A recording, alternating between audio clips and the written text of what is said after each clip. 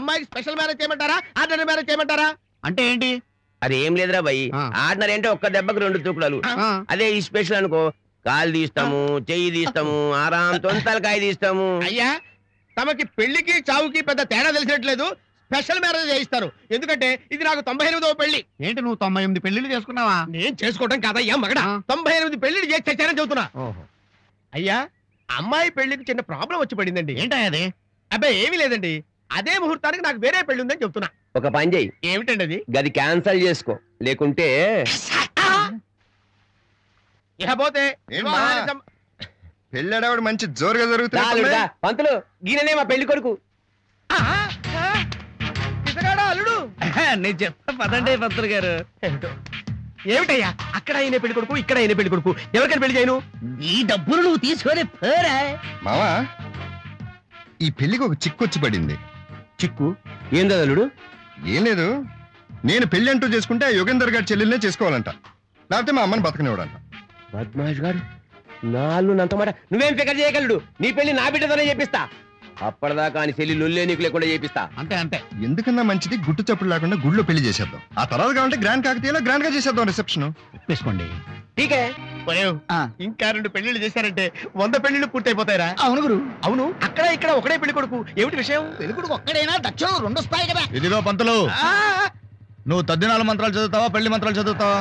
నీకు ఏది కావాల్సి చదువుతానండి, డబ్బులు పడేస్తే చదువుతాను. Very good. నాకు సింపుల్ గా 10 నిమిషాలు పెళ్లి జరపాలి. లక్షణంగా చేయిస్తారు. ఎప్పుడు? రేపు. రేపు మా గురువు గారికి 2 ముహూర్తాలు ఉన్నాయి. ఏ 2 పెళ్లి ఉంటే పెళ్లి చేయించలేవా? అయ్యా లక్షణంగా చేస్తారు. రేపు మీరు కూడా కనకదుర్గమ్మ గుడి దగ్గర రండి, మీకు కూడా పెళ్లి చేయించేస్తారు. Very good. అయ్యా 1 మినిట్. బండిలో పెట్రోల్ అయిపోయింది, పెళ్లి అడ్వాన్స్ కింద కాస్త డబ్బులు పిస్తే బండికి పెట్రోల్ పోసుకుంటా. బంక్ వరకు తోసుకురండి, అక్కడ వేయిస్తాను. అక్కడ దాకా వెళ్తే మనం పోయించుకోలేంటి? ఏంటి మనం పోయించుకునేది? మన పెండాకుడు. ఈ 2 పెళ్లిళ్ళు పెట్టి 100 పెళ్లిళ్ళు అయిపోతారా? అవునవును. ఏమయ్యా ముహూర్తం టైం దాటిపోతుంది, పెళ్లి కూతురు పెళ్లి కొడుకు రెడీ అయినా? పెళ్లి కొడుకు ఓకే, పెళ్లి కూతురు ఇంకా రాలేదు. వచ్చేస్తుందండి, చిన్న ప్రాబ్లం, మీరేం టెన్షన్ పడకుండా ఎలా ఉంటావయ్యా? టైం దాటిపోతుంటాను 3 పెళ్లిళ్ళు చేయాలి అవతల. ఏమండోయ్ ఒట్టి హడావుడేనా?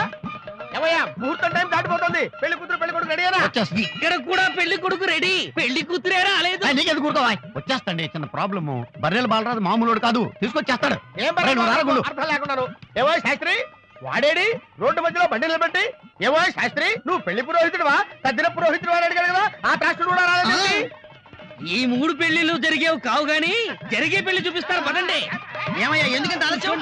పెళ్లి కొడుకు రెడీగా ఉన్నాడు. ఏ శాంతి స్వరూప్, శ్రావణి తొందరగా రెడీ అయ్యారా? అలాగే.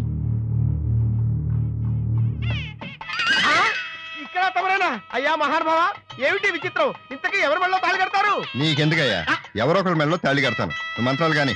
నీ దక్షిణ నీకు ముడుతుందిలే. ఇంకా ఎందుకు ఆలస్యం? పెళ్లి కూతురు తీసుకురండి. పెళ్లి కూతురు ఎలా వస్తుంది? మా లహర్ నీడు బాస్ తీసుకెళ్ళాడు. మా అడివే నీడు బాస్ తీసుకెళ్ళాడు. అసలు వద్దుకుని మా బాస్ తీసుకున్నాడు. ఏమమ్మా ఆ శ్రావణ్ణి తీసుకురండి. ఇక్కడ కొంపలు అంటుకుపోతున్నాయి. మీ అల్లుడు శాంత స్వరూప్ గారు వేరే అమ్మాయి మెడలో తాళి కట్టేలా ఉన్నారు, వెంటనే రండి.